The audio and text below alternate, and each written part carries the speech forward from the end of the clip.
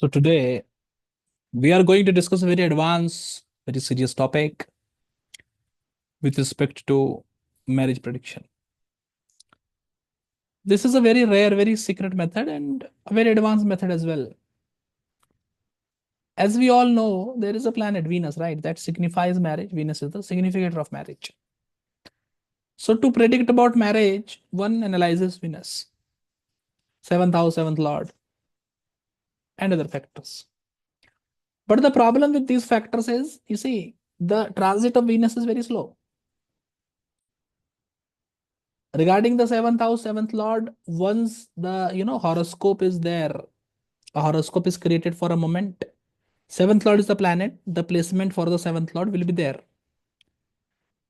The ascendant will change in 2 hours roughly, but for 1 month, almost for the hour, there will be the same ascendant, and the position of the lord will be the same until and unless the seventh lord is moon. That will be in the case of Capricorn ascendant. For say example, you say Aries ascendant. For everyone being born at 12 in the noon, if it is Aries ascendant, where the seventh lord will be Venus. So for at least 15 days, around 12 in the noon, it will be Aries ascendant only, lord will be Venus only. The position of the Venus almost will be similar. Though the predictions made from normal horoscope is very great, right? But as you see, understand that this is not a very, this is not a very subtle, in-depth, concise manner to do it. When you go into advanced levels of astrology, there are more planets to astrology, right? So people particularly, they think that there are only 9 planets in astrology, which is a misconception. In my courses, I have taught very often that there are 19 planets in astrology. 5 Prakash Grahas, 5 Upagrahas are there, and other factors are also there. And one such factor is YaamShukra. YaamShukra, as one will understand, Shukra means Venus, right? So it's Yam Venus. Yam is a duration of time. One day have 4 yam, 8 earth yam is the point. However, this is named yamshukra, but the calculation does not matches with original yam calculation, because otherwise yam should be 4 per day. But yamshukra is not done this way. Right. So though the name is yamshukra, calculation is not related to yamas as we understand it. Right. So that is yama and yam difference is there, right? It is yamshukra. Every day, let's understand the concept first. Every day is divided into 30 parts. Night will also be divided into 30 parts. However, as per the calculations, I believe yamshukra should be calculated only for the day. And the same yamshukra for the day is also applicable for the night. There is no need to do a separate calculation of yamshukra for the night. Right, as per my understanding, research, whatever you may say it. Now, every day you have to find the duration, right? Every day yamshukra rises at a particular point of time, right? So, for example, say Sunday.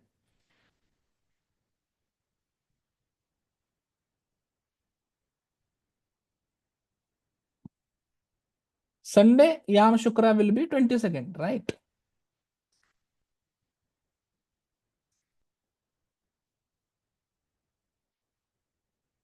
Monday, yamshukra will be 18th. Tuesday, these are the portions, right? Tuesday, yamshukra will rise in the 14th portion. Wednesday, yamshukra will rise in the 10th portion. Thursday, yamshukra will rise in the 6th portion. Friday, yamshukra will rise in the second portion, and Saturday, yamshukra will rise in the 26th portion, right? These are the rising times for yamshukra per day of the week. Right? This is one point. Now, for any day, what you need to do is you have to find the duration between sunrise to sunset. There will be a particular duration. That duration is called dinman, right? This is standard astrological calculation. It is called dinman. English word, this will be say duration of day. This duration of day, dinman, should be divided into 30 parts. Because one day have 30 portions, right? And of this, the respective portions indicate yamshukra. So should it be divided into 30 parts? It will give you duration of one yam, one portion, one yam, one portion, whatever you say. In the respective portion, yamshukra is rising. So simply what you will do is you will take the dinman, you will divide it by 30, it will give you one duration of that particular dinman. Now, as per the weekday, you say the weekday is Sunday. So this duration you will multiply it by 22. This will give you an answer. This answer you will convert into hours and minutes, and whatever is that hour and minute, you will calculate ascendant for that time. This will give you yamshukra. Instead of 22, I should write multiplier for the day, multiplier for the weekday.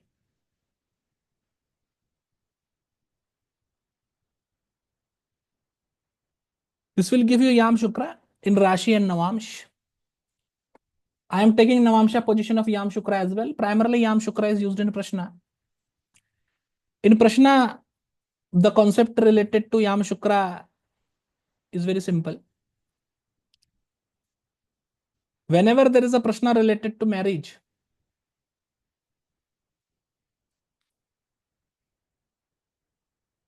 yamshukra is calculated, and if yamshukra is 6, 8 or 12th house from Arud, Prashna Arud, to find the Prashna Arud, many multiple methods are there.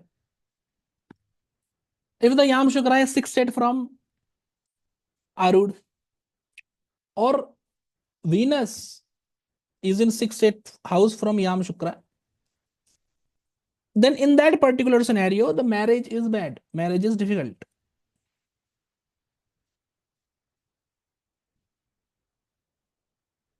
This is one point. Up to this extent, people only use it in Prashna, but as per my research, which I have done over multiple horoscopes, this should be used in natal chart as well. The speciality in this particular system is Venus will not change position every day, but this yamashukra will keep on changing positions very quickly. Because sunrise time, sunset time, day duration will significantly differ. Every day, weekday will be different. The multiplier will be different. So yamashukra is a very fickle point. And because it is very fickle, because it is very sensitive, it is very superior system as well. And I believe for the first time ever in the history of astrology, I am presenting this research related to yamashukra using in horoscopes, right? People don't use it in horoscopes. They don't even know how to use it in horoscopes. But as per my research, I am going to mention it.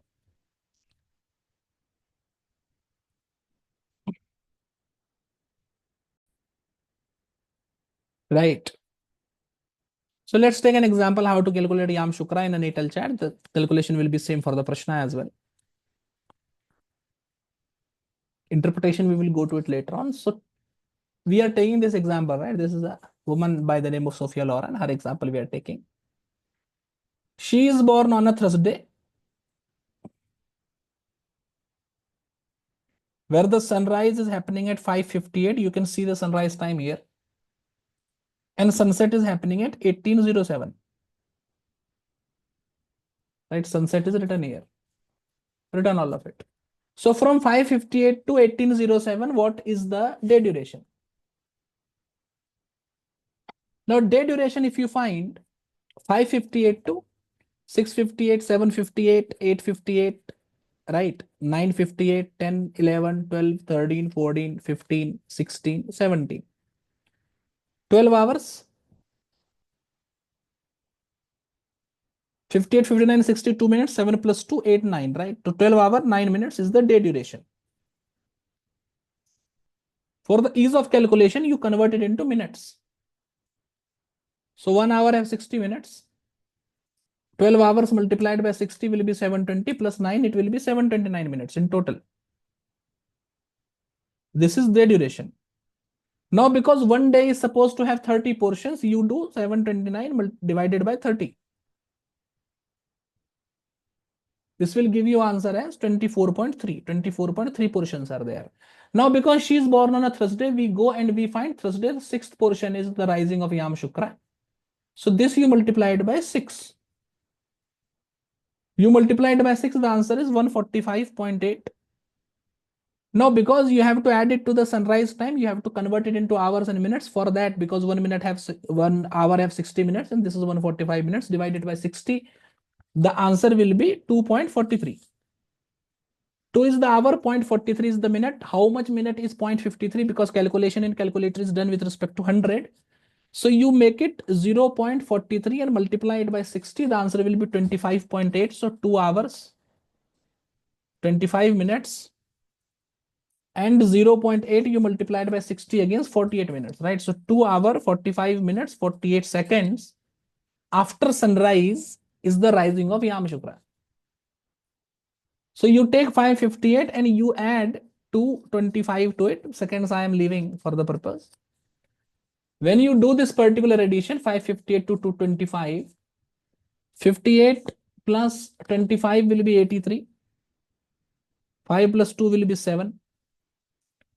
Now 83 minutes are not there. So you subtract it by 60, the answer will be 23. So subtracting by 60, the answer is 23. And because you have subtracted from 60, add 1 to the 7, it will be 823.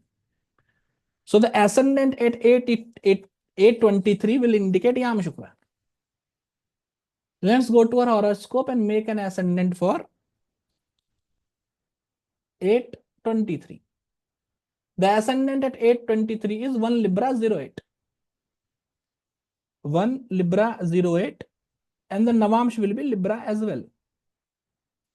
This is the position of yamshukra. Revert back to the natal horoscope. Right. So for this person, 1 Libra 08, Libra Rashi, Libra Navamsh is the position of yamshukra. Right. Simple term.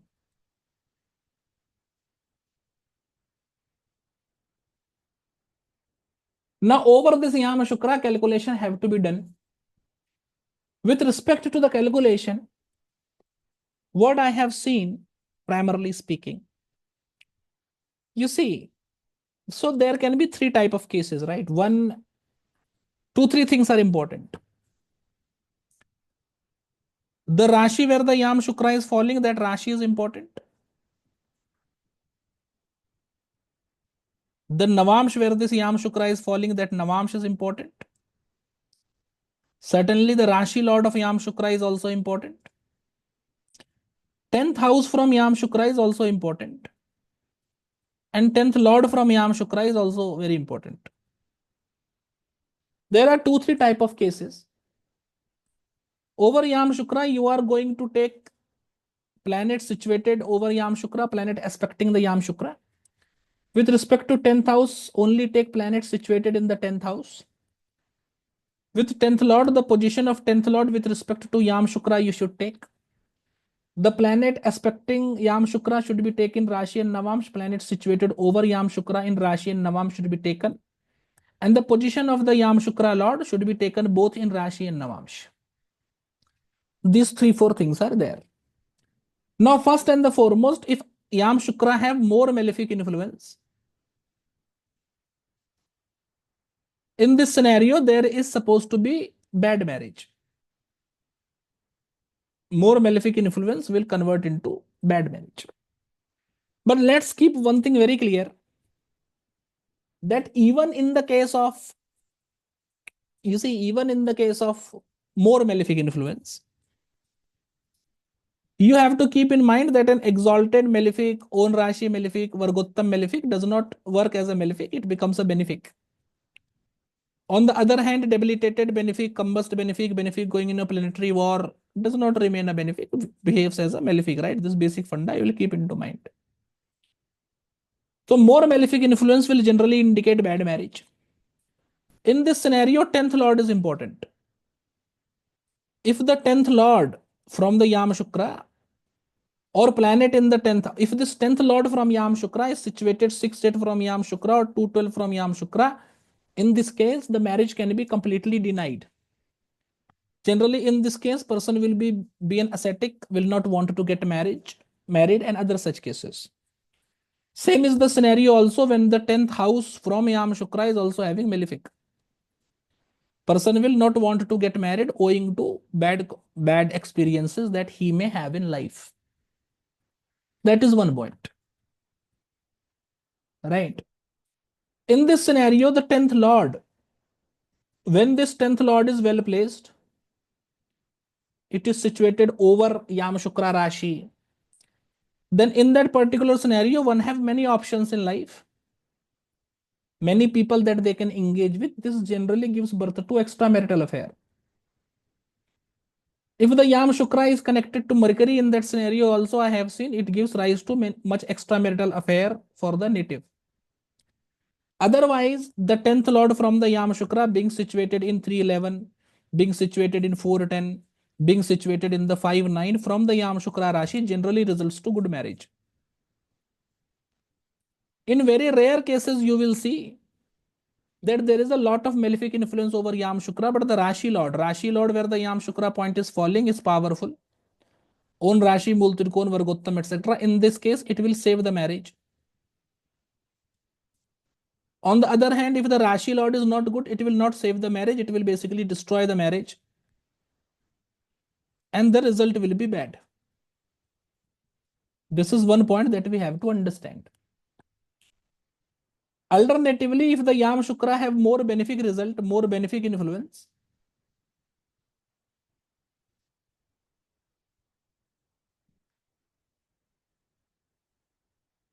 then we know it very well, there will be a good marriage, right? Simple point. Right? This we have to understand. Now, if somehow there is a repeat influence, you see, because Rashi and Navamsh is there for Yamashukra. If there is a, why I'm writing all of this? If there is a lot of repeat influence over Yamashukra, you say Rashi Yamashukra point is also aspected by a planet.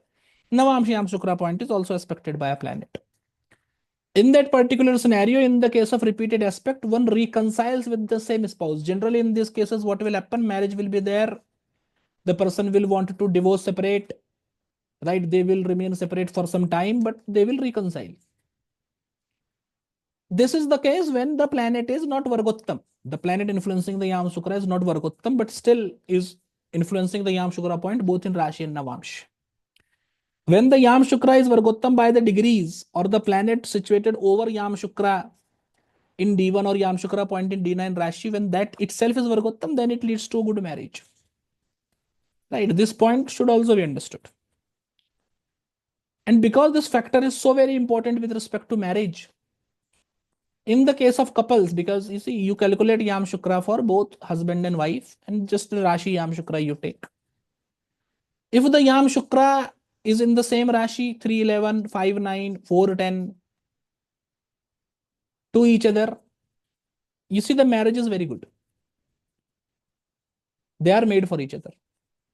On the other hand, if Yamashukra in both the horoscopes falls in Rashis, which is 212, 6-8 to each other, then marital life is not very good. In this case, 7th placement of Yamashukra, I will always take it a little bit troubling also. So Yamashukra is also a very important point in matchmaking. In fact, what I will say that if in a horoscope, in two horoscopes, if both the Yamashukras calculated independently for both the horoscopes are in the same Rashi, 311, 5-9 to each other, and in both the horoscopes, same planet influences the Yamashukra. Say in both the horoscope, Mars influences the Yamashukra. Then such people, when they come in contact with each other, there is high probability of their marriage. Right? Certainly, this technique should not be chosen to find out of thousands of girlfriends which one you will marry. Certainly not this way. But when there is a horoscope related to matchmaking, 4 or 5 people are there, and if the person is asking with whom the chances of marriage is very high, then this should be used or not otherwise. Right? So this, I believe, this way the analysis of Yamashukra should be done. This principle, you see, this Yamashukra is a very important point. In analysis, the Yamashukra gives very great results. This is used in Prashna, but I can bet 99% astrologers don't use it in Prashna. They even don't know what Yamashukra is. Using Yamashukra in horoscope, matchmaking, analyzing marriage, I don't believe anyone except us is doing it. And this principle I am teaching for the first time so that you can benefit from it. So use it, and it works very brilliantly. It is tried and tested by my researches. use it and uplift your astrological practice. Thank you. For example, in the horoscope of Sophia Loren, if you remember, just a minute. YaamShukra, as we calculated, YaamShukra is situated in Libra Rashi, Libra Navamsh.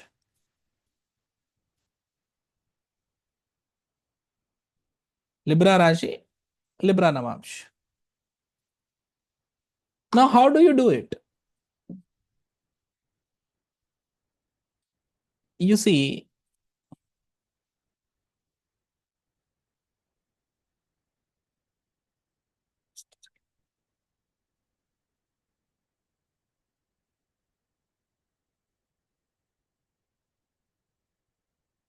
first of all, the good result is there because YaamShukra is Vargottam. Libra Rashi, Libra Navamsh, Vargottam is a good factor. Apart from that, Libra Rashi, there is Jupiter. Gulig is also there. It is aspected by Mars. It is aspected by Saturn. Gulig we have already calculated. The position of Mandi that I calculate is incorrect. Navamsh, there is Jupiter. There is no influence in Navamsh as such.